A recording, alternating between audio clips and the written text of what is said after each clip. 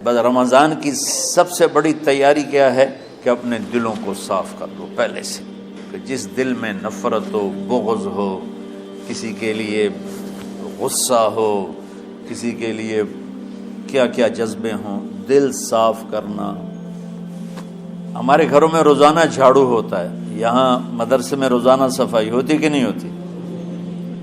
کیونکہ دنیا کی اصل گندگی ہے تو جھاڑو ہاتھ سے نہیں چھوٹ سکتا۔ حرم شریف میں دیکھا کیسے چاروں طرف خدام پھر رہے ہوتے ہیں برش لے کر، تو دل پہ غبار ایسے آتا ہے جیسے صحن میں غبار آتا ہے، دل پہ گندگی ایسے آتی ہے جیسے صحن میں آتی ہے۔ تو ہم نے نظام بنایا ہوا ہے، لوگ وہ کر رہے ہیں، وہ روزانہ جھاڑو دیتے ہیں۔ تمہارا دل ایک آنگن ہے، ایک صحن ہے، اس میں بغض، نفرت، حسد، پتہ نہیں کیا کیا گندگیاں آئیں گی اور آتی رہیں گی۔ بچوں ایک کام کرو، جھاڑو پکڑ لو، صاف کرو۔ یا اللہ معاملہ تجھ سے کرنا ہے، لوگوں سے نہیں۔ کسی نے برا کہا، کسی نے غیبت کی، کسی نے گالی دی، کسی نے دھکا دیا، کسی نے حق مارا، کسی نے کچھ کیا، یا اللہ تیرے سپرد میں نے اپنے دل کو سب سے صاف کیا، میں نے اپنے دل کو سب سے صاف کیا۔ یہ اتنی بڑی عبادت ہے کہ بڑے بڑے نفلوں والے، تہجد والے، حج عمرے روزے والے تمہیں نہیں پکڑ سکیں گے، کیونکہ اس کا کرنے والا دنیا میں کوئی نہیں۔ نفل پڑھنے والے تو بے شمار ہیں، عمرے کرنے والے بے شمار ہیں، علماء بے شمار ہیں، حاجی بے شمار ہیں، سخاوت کرنے والے بے شمار ہیں، لیکن اس ٹکڑے کو صاف کرنے والا لاکھوں میں ایک بھی نہیں۔ مشکل کام، آپ یہ سیکھ لیں، صاف کرو، صاف کرو، صاف کرو۔ یہ رمضان کی سب سے بڑی تیاری اور علم کو حاصل کرنے کی سب سے بڑی چابی ہے کہ اپنے دل کو کھلا کر لو۔ کوئی چیز خالی ہوگی تو کچھ آئے گا۔ جس دل میں بغض بھرا ہو، نفرت بھری ہو، حسد بھرا ہو، کینہ بھرا ہو، اس میں خاک آئے گا، اس میں تو علم کی ایک کرن بھی نہیں آئے گی۔ زبان سے چاہے جتنے مرضی موتی بکھیرے، دل اس کا اندھا ہوگا۔ لا تعمل ابصار ولكن تعمل قلوب التي في الصدور۔ یہ آنکھوں سے اندھے نہیں، دل سے اندھے ہیں۔ تو بچوں اپنے دل کو صاف کرنا سیکھو۔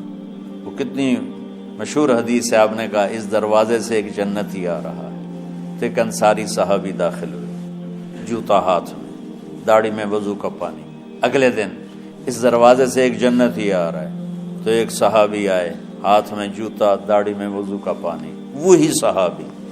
اگلے دن اس دروازے سے ایک جنتی آ رہا ہے، تو وہی صحابی 3 دن جنت کی بشارت لی۔ اس صحابہ کی جماعت میں ایک شخص ہیں جن کا نام ہے عبداللہ بن عمرو بن عاص۔ ان سے بڑا عبادت گزار صحابہ میں کوئی نہیں تھا، نہ سابقین میں، نہ متاخرین میں، نہ پہلوں میں، نہ بعد والوں میں۔ ان کی عبادت کیا تھی؟ ساری رات جاگنا، سارے دن کا روزہ، اور ایک ختم قرآن صبح سے شام۔ اتنی اللہ نے طاقت دی تھی۔ پھر وہی غلوب والی بات آ گئی، ایکسٹریم ہونے والی بات آ گئی۔ ان کی شادی والی رات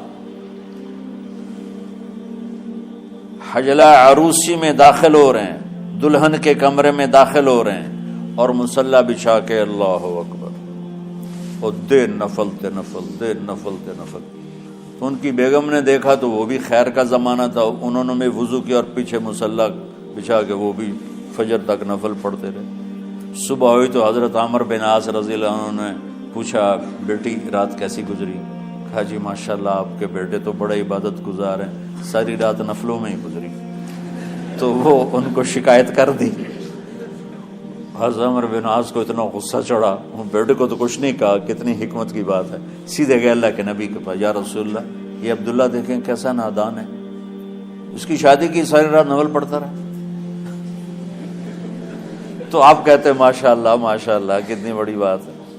نفلوں میں گزر گئی، رات بھی نفلوں میں گزر گئی۔ تو آپ نے حضرت عبداللہ بن عمر کو بلا کے ڈانٹا کہ تو نے مہینے میں 3 دن روزے رکھنے ہیں، بس اس سے زیادہ نہیں رکھنے، اور ہفتے میں 1 قرآن ختم کرنا ہے۔ کہا یا رسول اللہ میرے اندر طاقت زیادہ ہے۔ پھر اچھا 15 دن روزے رکھنے، کہ نہیں میرے اندر طاقت زیادہ ہے۔ آپ اس کو تھوڑا تھوڑا کر کے گھٹاتے رہے، اور وہ ہر دفعہ نہیں یا رسول اللہ میرے اندر طاقت زیادہ ہے۔ تو آخر میں آپ نے کہا اچھا چلو صوم داؤدی پہ آ جاؤ، 1 دن روزہ رکھو، 1 دن افطار کرو، اور 3 دن سے پہلے قرآن ختم نہیں کرنا۔ تو آپ نے اس کو پیچھے کیا۔ یہ بیٹھے تھے اس محفل میں، ان کے دل میں آیا کیا یہ بزرگ مجھ سے زیادہ عبادت کرتے؟ رات میں ساری جاگتا ہوں، دن روزہ رکھتا ہوں، 1 ختم کرتا ہوں، تو جنت کی بشارت تو مجھے ملنی چاہیے تھی، ان کو کیسے مل رہی؟ یہ کسی کتاب میں نہیں لکھا کہ یہ ان کا جذبہ تھا، لیکن جو کہ میں ان کی سیرت کو جانتا ہوں تو مجھے خیال آتا ہے کہ ان کی نفسیات میں یہ بات آئی ہوگی، چونکہ صرف انہی کو خیال آیا کہ میں جا کے دیکھتا ہوں کہ یہ بزرگ کیا کرتے ہیں۔ تو ان کے پاس پہنچ گئے، چاچا، ذرا وہ ادھیڑ عمر تھے، چاچا وہ میرے ابا تھوڑے ناراض ہیں، تو کچھ دن آپ کے پاس گزارنا ہوگا، بیٹا بسم اللہ آ جاؤ۔ اب رات ہوتے عشاء کی نماز پڑھ کے انہوں نے جلدی سے چادر اوپر لی اور یوں سراغ کر کے ان چاچے کو دیکھنے لگے ایسے کر کہ اب یہ کیا ساری رات سجدہ کرے گا، اور ساری رات روتے روتے روتے روتے مصلی گیلا ہو جائے گا، یا ساری رات رکوع کرے گا، ساری رات قیام کرے گا، ساری رات قرآن پڑھے گا، اس تصور سے یوں دیکھ رہے۔ اور وہ بزرگ صحابی تشریف لائے، سرانے پہ سر رکھا، اللہم بسمک اموت و احیا، ہو گئے۔ اب یہ دیکھ رہے ہیں ابھی اٹھیں گے، ابھی اٹھیں گے، ابھی اٹھیں گے، فجر کی اذان پہ اٹھے۔ اب یہ تو حیران پریشان ہو گئے، یہ کیا؟ اس زمانے میں تو منافق تہجد نہیں چھوڑتے تھے ڈر کے مارے کہ پتہ نہ چل جائے ہمارے کفر کا، تو یہ چاچا جنت بھی لے گیا تو ستا بھی پیا کہ چلو کل دیکھوں گا۔ اگلی رات پھر چادر سر پہ کر کے اور یوں سوراخ کر کے لیٹے ہوئے اور دیکھ رہے۔ چاچا پھر تشریف لے اور سرانے پہ سر رکھا، اللہم بسمک اموت و احیا، ہو گئے۔ فجر کی اذان پہ اٹھے، یہ اور پریشان ہو گئے کہ میرا نبی کا فرمان تو سچا ہے، اس میں تو شک بھی کفر ہے، لیکن عمل کیا ہے جس پر اس کو جنت کی بشارت ملی؟ 2 رکعت نفل بھی نہیں۔ اور آج کے دور میں تم میں سے ماشاءاللہ اکثر بچے تہجد پڑھتے ہیں کہ 1 رات اور دیکھوں گا، تیسرے اللہم بسمک اموت و احیا، ہو گئی ساری رات۔ تو تیسری رات پھٹ پڑے عبداللہ بن عمر، کہنے گے چاچا میری ابا سے کوئی لڑائی نہیں تھی، 3 دن میں تیرے بارے میں سنتا رہا، جنتی جنتی جنتی۔ میں دیکھنے آیا تھا کہ آپ کیا کرتے ہیں، آپ تو کچھ بھی نہیں کرتے ہو، ساری رات سوتے رہتے، اب کیا کرتے ہو؟ ان کا بیٹا یہی ہے جو تم نے دیکھا ہے۔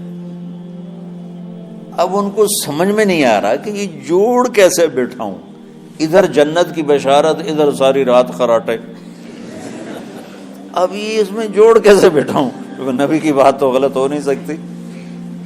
تو اب وہ نا ایسے نا بڑے بے دل سے ہو کر واپس مڑے، پتہ نہیں کی چکر ہوئے گی کوئی گل۔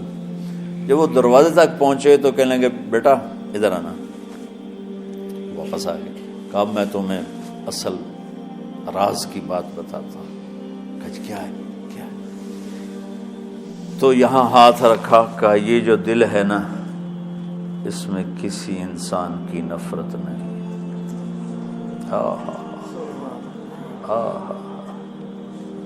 اور جب اللہ کسی کو رزق دیتا ہے، عزت دیتا ہے، مجھے کبھی حسد نہیں ہوا، مجھے خوشی ہوتی۔ تو عبداللہ بن عمر نے کہنا تھا ہاں یہ بات ہے، نہیں، انہوں نے کہا ہاذا ہوا، اچھل کے کہنے لگے ہاذا ہوا، ہاں ہاں ہاں ہاں یہی ہے یہی ہے یہی ہے۔ پھر کہنے کہ چاچا پر یہ میرے بس کا نہیں ہے، کون کرے گا یہ؟ اتنے بڑے آدمی ہو کر کہہ رہے ہیں کہ یہ میرے بس کا نہیں۔ تو بچوں، دنیا میں جنتی بننا ہے اور علم اللہ سے لینا ہے تو اسے صاف کر دو سب کی نفرت سے۔ سب، اس نے مجھے یہ کیوں کہا، اس نے مجھے یوں کیوں دیکھا، اس نے میرے بارے میں یوں کیوں کہا، اس نے میرے بارے میں یہ کیوں لکھا۔ جس کی تعریف ہوتی میری کتنی برائی ہوتی، صرف تعریف تو نہیں ہوتی، بھرا پڑا سوشل میڈیا مجھے گالیاں دیں۔ اللہ کے فضل سے میرے دل میں ایک ذرے کے برابر کبھی کوئی منفی جذبہ نہیں آیا، آئے تو میں دھو کے صاف کر دیتا ہوں، یا اللہ میں نے اپنے دل کو صاف کیا، میرا معاملہ تیرے ساتھ ہے، کسی کے ساتھ نہیں۔ یہی آپ رمضان کی سب سے بڑی تیاری، علم کے حاصل کرنے کا سب سے بڑا ہتھیار آپ کو یہ نہیں ہے کہ تمہیں کتابیں یاد ہو جائیں، تمہیں اشعار یاد ہو جائیں۔ تو ساری امت سے کہتا ہوں رمضان کا استقبال کرو دلوں کو صاف کر کے، نفرتوں کو مٹا کے، مذہبی نفرت، دنیاوی نفرت، رشتوں کی نفرت، بول چال کی نفرت، سیاست کی نفرت، لین دین کی نفرت، ان سب سے اپنے دل کو صاف کرو تاکہ رمضان میں اللہ نے علم اتارا، اللہ تعالیٰ آپ کو علم عطا فرمائے، اور باقی لوگ جو عام دنیا میں زندگی گزار رہے ہیں ان کے دلوں میں اللہ رمضان کا نور اتارے اور ہدایت کا نور اتارے۔ یہ سب سے بڑی تیاری ہے اس کی۔ اور کسی سے گلہ ہے، غصہ ہے، ناراضگی ہے، کسی سے بولتے نہیں ہو، ابھی سے شعبان آ چکا ہے، آپ شعبان سے رمضان کی تیاری شروع فرما دیتے تھے، تو اس کی تیاری کیا ہے؟ وہ دلوں کو صاف کرو، معاف کرو، معافی مانگو، تمہارا قصور نہیں پھر بھی معافی مانگ لو، دلوں کو صاف کرو، اور اللہ سے سخاوت مانگو کہ اللہ کو سخی بھی پسند ہے اور صاف دل والا بھی پسند ہے،